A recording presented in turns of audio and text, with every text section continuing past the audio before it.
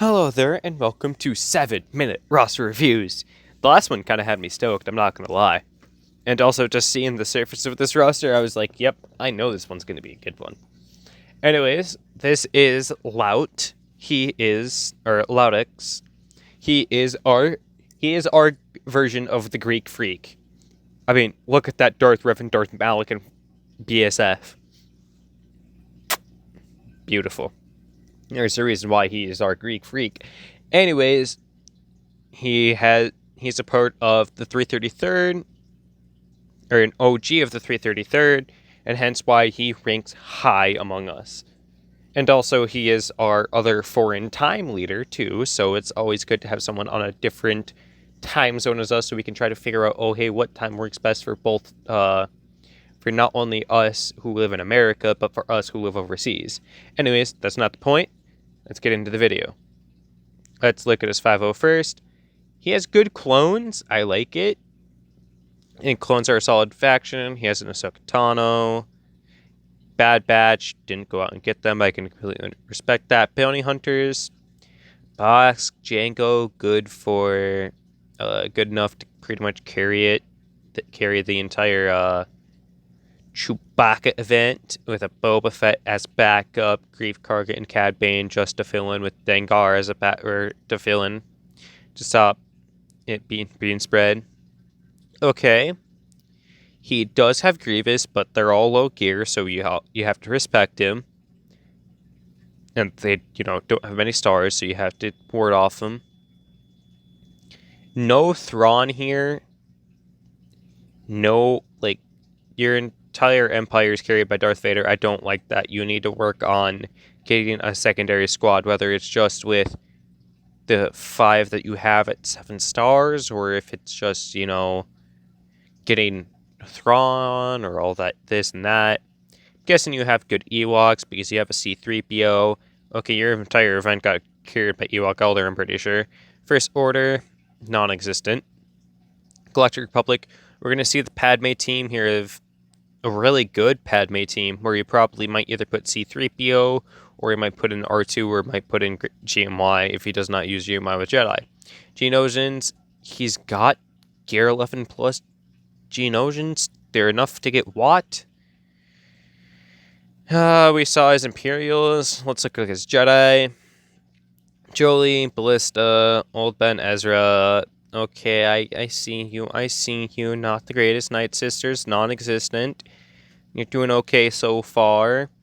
He ignored Juhani and T3, as most people do, which kind of upsets me, because Juhani's a good Jedi to pair with Jedi Knight Revan, because Jedi are so freaking scarce, especially at the end game. And then T3M4, good unit. I like T3M4, especially on a Old Republic squad, because it doesn't take away from any scoundrel teams that you might have to create. I see why you no longer have any Thrawn aspirations. You don't have Hera. Lout, I know you might or might not watch this, but I do recommend you heavily to go out and get Hera to 7 stars, and then from getting Hera to 7 stars, start up the rest of them and work on them and get Thrawn, because at least having Thrawn is going to be more useful than not having any Thrawn at all. Your top 5 rebels are the top 5 rebels in total. So you probably plug in C-3PO, Chewpio, Han Solo, Chewbacca, and CLS, and they kind of just carry your rebels. The depth of your rebels doesn't really matter, except for I wish your ships, I'm not ready for them. Resistance to C-3PO, R2, as most people have. Rogue One, you have some, but they're not geared up. Scoundrels, any scoundrels that stick out, you unlock Dash. You have Kira. You have this, you have that. Okay. Separatists. You have a new gunner in Count Dooku. Not geared up. That's fine. But you have enough solid units. I'm not going to say you don't. Let's look at your Sith. There's nothing to see there because it's all in Sith Empire. Wow. That is focused. HK, Sith Marauder are your lowest 2, and everyone else is in relic level. That's beautiful, man. Congratulations.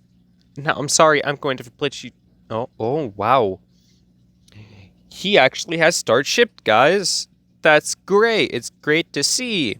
And at 1.6 million, this is beauty. Your first 8 ships are different types of ships. So you could run a dark side, you can run a geo, and you can run your actually top 9 ships are geos, bounty hunter plus X1, and the Ahsoka Tano, Ida, and Umbaran Starfighter, so Galactic Republic. I like that.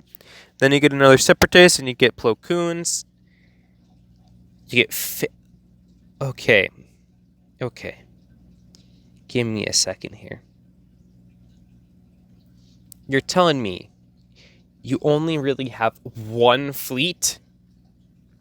Let's count here. 1, 2, 3, 4, 5, 6, 7, 8, 9, 10, 11. You only have 2 fleets. Sir, you need to work on your fleets along with Thrawn. Oh my goodness, this is something else to say the least. Like, Heaven Executrix is probably the best one that is for early game, but late game, Home 1 becomes better. You're going to be unlocking Malevolent, and you're going to be unlocking Negotiator, and if you're that late in the game, you're going to be unlocking the Executor. The big bastard. Yeah. You're going to be unlocking this and that. So, like, I'm not disappointed, but I am disappointed at the same time because you could be doing so much better if you just focused your ships a little bit more. But I can understand why you can't because you're only 1.6 million. You're kind of newer to the game. You don't have that depth of resources that many late game players have. But overall, I like it. I like the top half of the ships, but the bottom half are just terrible. Anyways, that is 7-minute roster review. This hasn't even been the most disappointing one today. See ya.